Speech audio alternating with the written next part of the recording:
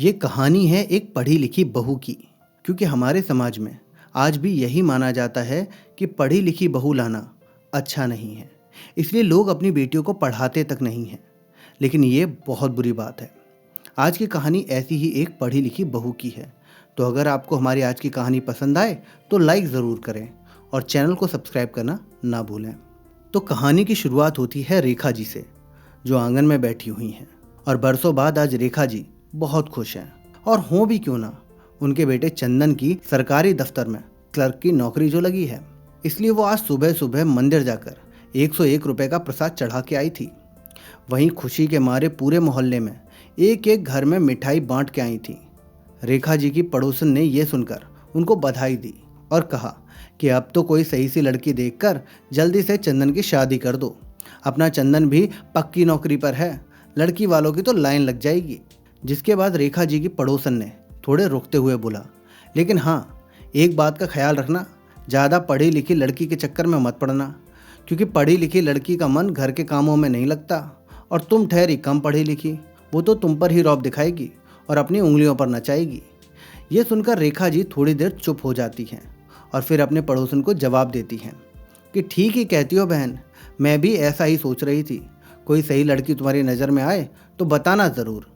ये कहकर रेखा जी अपने घर की ओर चल दी। वैसे भी रेखा जी की उम्र अब 55 की हो गई थी। पिछले वर्ष ही उनके पति का देहांत हुआ था। पति की कमाई बहुत कम थी, उससे मुश्किल से ही गुजारा होता था। पति कोई बैंक बैलेंस छोड़कर नहीं गए, और जो थोड़ा बहुत पैसा था वो अंत समय में उनके इलाज में ही खर्च हो गया। लेकिन अब चंदन की नौकरी लगने के बाद आर्थिक हालात पहले से ज़्यादा सुधर जाएंगे। ये सब सोचते हुए रेखा जी को सुकून महसूस हो रहा था। वरना गरीबी और पति की बीमारी की चिंता में घुल घुलकर वो खुद शुगर की मरीज बन चुकी थी। अगले ही दिन सुषमा रेखा जी के घर आई। सुषमा मोहल्ले में शादी करवाने वाला काम करती थी और उनके लिए लड़का लड़की की फोटोज दिखाती रहती थी। इस मोहल्ले में शायद ही कोई घर हो जिसकी बेटी या बेटे की शादी सुषमा जी ने ना करवाई हो। आते ही सुषमा ने रेखा जी को बहुत सारी लड़कियों के फोटोज दिखाना शुरू कर दिया, और फिर उनमें से एक अलग से दिखाते हुए बोली कि ये लड़की सिर्फ 8वीं तक पढ़ी है, इसका नाम कमला है। दहेज में भी ज़्यादा उम्मीद मत करना। हाँ, तुम्हारी और चंदन की सेवा अच्छे से करेगी, तुम्हें शिकायत का कोई मौका नहीं देगी। तुम शाम को चंदन से बात कर लेना और फोटो भी दिखा देना। ये बोलकर सुषमा अपने घर चली गई। जब शाम को चंदन नौकरी से लौटा तो चाय पीने के बाद रेखा जी ने चंदन को कमला की फोटो दिखाई और कहा, अब मुझसे घर और रसोई का काम अकेले नहीं संभाला जाता, तू जल्दी से हाँ कर दे और इससे शादी कर ले।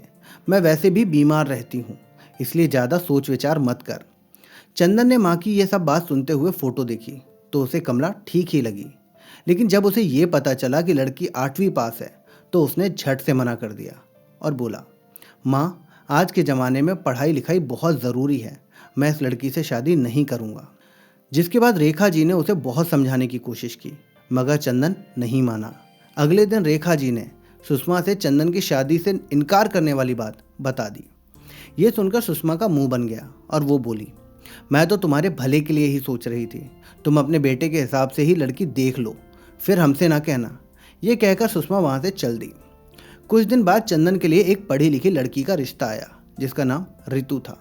वो प्राइवेट स्कूल में टीचर थी और बहुत गरीब परिवार की थी। चंदन इस रिश्ते के लिए तैयार हो गया, लेकिन रेखा जी बहुत परेशान थी। उन्होंने चंदन को बहुत समझाया कि बेटा, तुम गलती कर रहे हो, हाई स्कूल पास या फिर इंटर पास वाली लड़की ही बहुत थी, तुम तो अपने से भी ज़्यादा पढ़ी लिखी लाने के लिए तैयार हो। तुम बीकॉम हो और वो एमएससी। वो कल तुम्हारी बात ना सुने तो फिर मुझसे मत कहना। वो नौकरी करेगी या घर के काम संभालेगी, कहीं अपनी रोटी भी अपनी बीमार माँ से तो नहीं पकवाएगी। रेखा जी तरह तरह की ऐसी बातें सोच के व्याकुल हो रही थी, लेकिन आखिरकार चंदन की जिद के आगे रेखा जी को झुकना पड़ा और शादी तय हो गई। कुछ दिनों बाद अब चंदन की रितु से शादी हो गई, जिसके बाद रेखा जी शुरू से ही रितु से कट कर रहने लगी। रितु ने आते ही घर का सारा कामकाज खुद ही संभाल लिया। वो सुबह स्कूल जाने से पहले सबका नाश्ता और चंदन का टिफिन बना के जाती।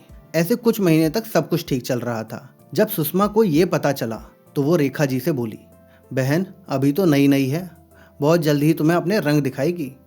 धीरे धीरे 3 महीने गुजर गए, मगर रितु ने एक बार भी शिकायत का कोई मौका नहीं दिया। एक दिन रेखा जी की तबीयत अचानक खराब हो गई। वो घर में अकेली थी। उन्होंने बड़ी मुश्किल से चंदन को फ़ोन मिलाया, जिस पर चंदन बोला कि माँ, मैं अभी पहुँच रहा हूँ।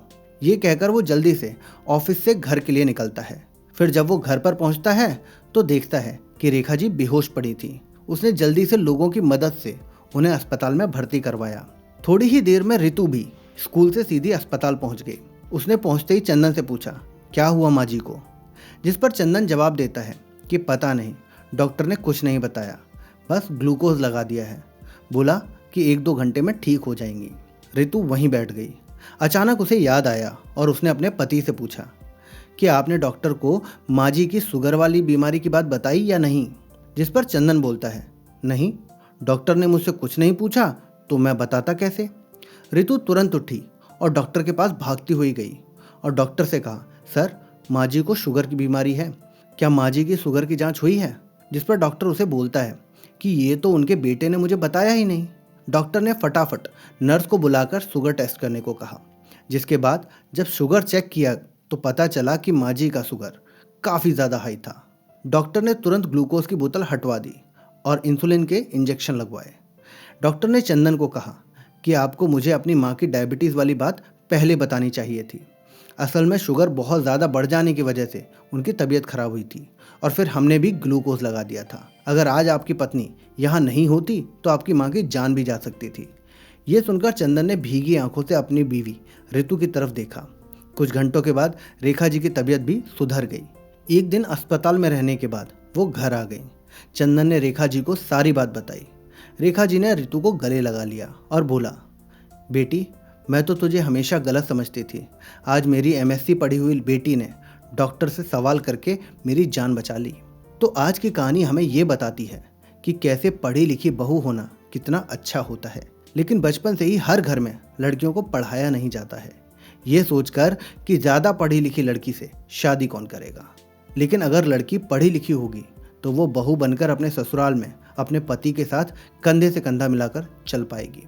मैं उम्मीद करता हूँ कि आपको हमारा आज का सुविचार पसंद आया होगा। तो आप अपनी राय कमेंट बॉक्स में ज़रूर लिखें। वीडियो पसंद आई है तो वीडियो को लाइक करें, अपने दोस्तों के साथ शेयर करें। ऐसे ही और सुविचार सुनने के लिए आप हमारे चैनल सुविचार कहानियाँ को सब्सक्राइब कर लें। चलिए मिलते हैं आपसे अगली वीडियो में एक और नया सुविचार लेकर।